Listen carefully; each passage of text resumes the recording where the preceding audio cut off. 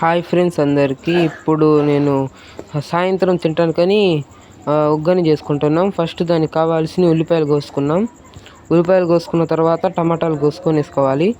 టమాటా అయితే సరిపోయిద్ది. చూడండి, ఇప్పుడు సన్నంగా సన్న ముక్కలు కోసుకోవాలి. మరీ లావుగా ఉండకూడదు, చిన్న కోసుకొని వేసుకోవాలి.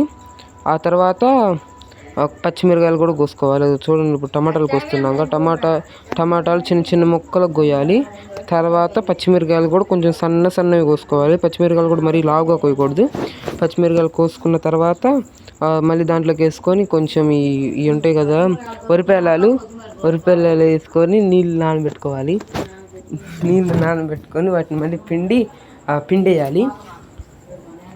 పిండేసిన తర్వాత